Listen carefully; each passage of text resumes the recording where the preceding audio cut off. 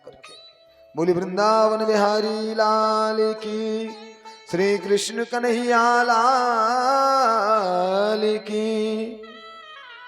ब्रूत आगमन कारणम, बताओ कैसे? गोपियों का दिमाग खराब, कुछ ना बोले, नीचे को सिर झुका लिया। बोले बताओ ना। भगवान भी जिद कर रहे हैं कि अपने प्रति जो प्रेम इनके हृदय में है, मुंह से कहलवा कर रहूंगा, कुछ भी हो जाए आज इनको स्वीकार करना पड़ेगा कि हम आपके प्रेम में आए। भगवान बोले देखो अच्छा समझ गया, आज शरद पूर्णिमा है ना, भगवान कह रहे हैं कथा में। वैसे आज तो शतवाही अमावस है। हाँ, हमको सत्तू खिला दिए जजमान जी ने, खाए तो इतने, लेकिन वो इतने ही अभी तक बोल रहे हैं। बोली वृंदावन बिहारी लाल की। तो रात में चांदनी बहुत अच्छी होती है, आप देखने आए होंगे है ना, कोई बात नहीं, देख लो सुंदर चांदनी, चटाएं खिली है सुंदर और पुष्प लदे हुए हैं यहाँ पर, खूब दर्शन करो, बड़ी अच्छी बात है। पर ध्यान रखना शेर चीते भालू भी है, किसी ने आपको देख लिया हड्डी पसली ना मिली, सावधान। गोपियों ने सिर हिलाया, बोली नहीं ये सब देखने नहीं हमारे। अच्छा भगवान ने ये देखने नहीं आई, जंगल का सौंदर्य देखने नहीं आई हो ना, तो फिर क्यों आई हो, फिर क्यों आ गई? अच्छा अपने पति से झगड़ा हो गया होगा इसलिए आ गई। तो अगर ऐसा है तो देखो देवियों, पति चाहे जैसा भी हो, पति स्त्री तब्यो। पति क्रोधी हो, निर्धन हो, कोढ़ी हो, बूढ़ा हो, कई बार होता है ना, कई बार ऐसा होता है कि 20 साल की कन्या होती है, 40 वाले से विवाह हो जाता है, तो वो थोड़ा बूढ़ा हो जाएगा जल्दी।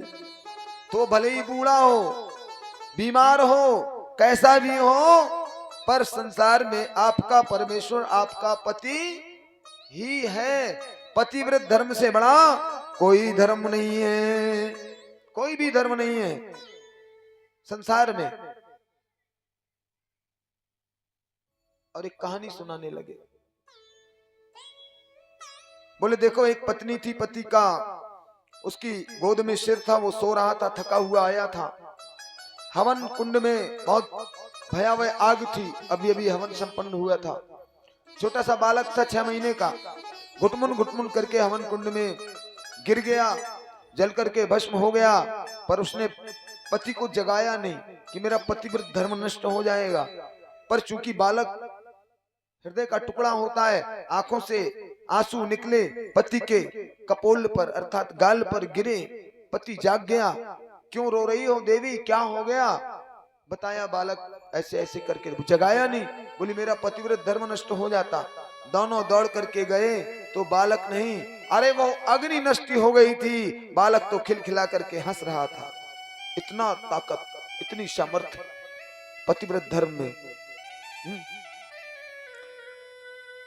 और तो गोपियों ने सिर हिला दिया कि ऐसा भी कुछ नहीं है, हमें सब पता है पतिव्रत धर्म। फिर क्यों आई हो बताओ? गोपियां कुछ बोल नहीं रही। बोली न चांदनी देखने आई हो, न पतियों से झगड़ा हुआ है। ओहो, तो फिर लगता है आप मेरे प्रेम में खिंच करके आ गई हो, है ना? अब गोपियों को कुछ अच्छा लगा। हाँ, भगवान ने तुरंत कहा गलत बात, अगर मेरे प्रेम में भी खिंच करके आ गई हो तो ये भी अच्छा नहीं है। प्रेम तभी तक अच्छा है जब तक दूरी बनी रहे, जब तक दूरी बनी रहे, क्योंकि वेद तो कहते हैं अति परिचय याद अवज्ञा। इसका अर्थ होता है जहां ज्यादा मिठास होगी तो कीड़े पड़ेंगे। अति परिचय, ज्यादा निकटता जब होती है तो फिर आपके स्वभाव में दोष दर्शन भी होने लगते हैं, है? जैसे अभी हमारे परियार साहब कथा के पहले आ जाते हैं आधा घंटा, हमको बहुत अच्छे लगते हैं ये, और ये पहले आ जाते हैं तो इसका मतलब हम भी इनको अच्छे लगते होंगे, इसका मतलब प्यार हो गया। लेकिन अब हम दूर दूर रहते हैं, कभी साल 6 महीने में मिले तो ये बना रहेगा, और रोज 2 टाइम इनके घर के चक्कर लगाएं तो कहेंगे अच्छा प्यार हुआ है, 2 टाइम ये तो टिटुए पर गा। तो अति परिचय यादवज्ञा, प्रेम तभी तक अच्छा होता है जब तक निकटता ना हो। निकटता में दोष दर्शन होने लगते हैं एक दूसरे के स्वभाव में, और सच में ऐसा होता है। हाँ, हमने देखा है। आजकल तो फोन चल गई ना, बच्चों की शादी होती है। हमारे साथ भी कुछ ऐसे बच्चे रहते हैं जिनकी शादी होने वाली होती है और फिर हो जाती है।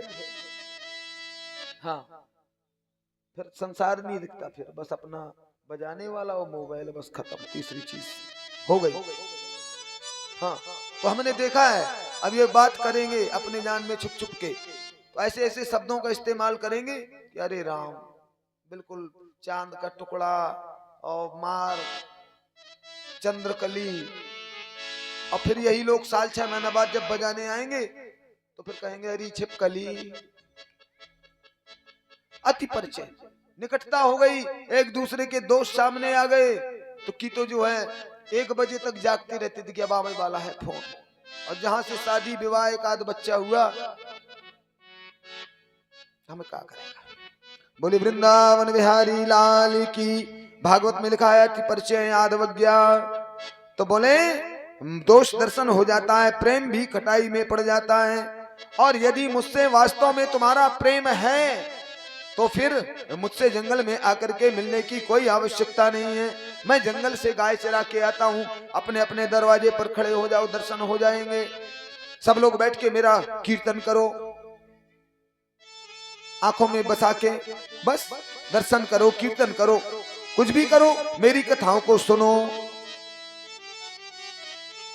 बोले श्रवणाद दर्शनाद ध्यान नामयी भावोनु कीर्तनात्। श्रवण करो कथाओं को, सुबह शाम निकलूं तो दर्शन करो। अरे कभी आग बंद करके बैठ जाओ, ध्यानान्मयी मेरा ध्यान करो। 10-5 इकट्ठा हो जाओ तो भावोनु कीर्तनात्, भाव सहित मेरा कीर्तन करो। क्या आवश्यकता इतना पास में आने की। थोड़ा ध्यान रखो, लोक लज्जा भी होती है। लोग क्या कहेंगे आपके बारे में, क्या सोचेंगे। आपके पति से ज्यादा आपके लिए कुछ भी नहीं है। गोपियां बोली कि बहन ये तो चुप ही नहीं हो रहे, कुछ करना चाहिए। एक बोली मैं बोलूं, बोली बोलो, तुम तो हिम्मत करो और बोलो, बस अब बोलो। गोपी ने थोड़ी हिम्मत की, बोली बस आपको जितना बोलना था बोल लिया, ठीक है ना। ऐसे किस्से कहानी हमको बहुत आते हैं। वो गिर गया बच्चा, पतिव्रत धर्म तब से हो गया, चुपचाप खड़े रहना। सुनो, हम एक कहानी सुनाते हैं।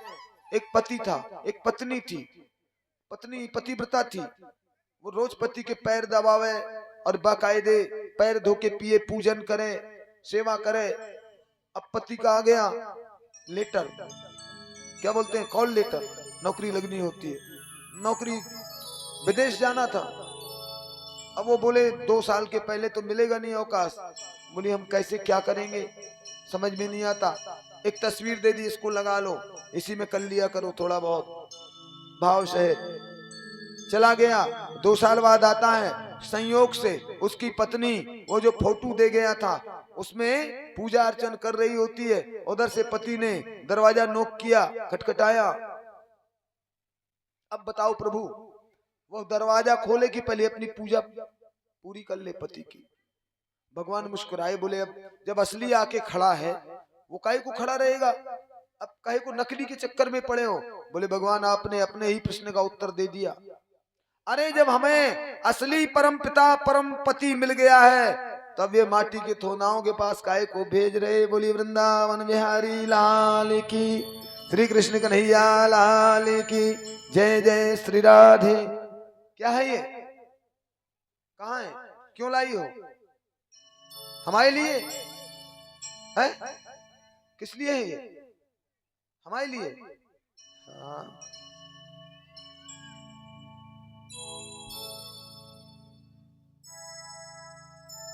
बड़ा खतरनाक है।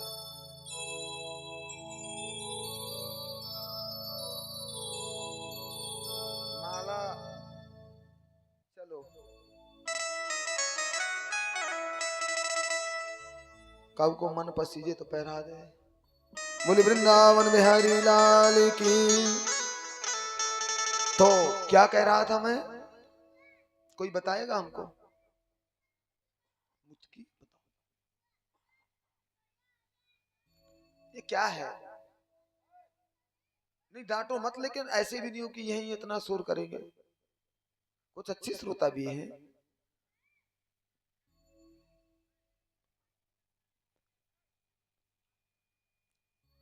तो बोले भगवान प्रसन्न हो गए और सुंदर महाराज का नृत्य का शुभारंभ हो गया और सभी गोपियों के साथ भगवान ने इतने स्वरूप बनाए और नृत्य करने लगे।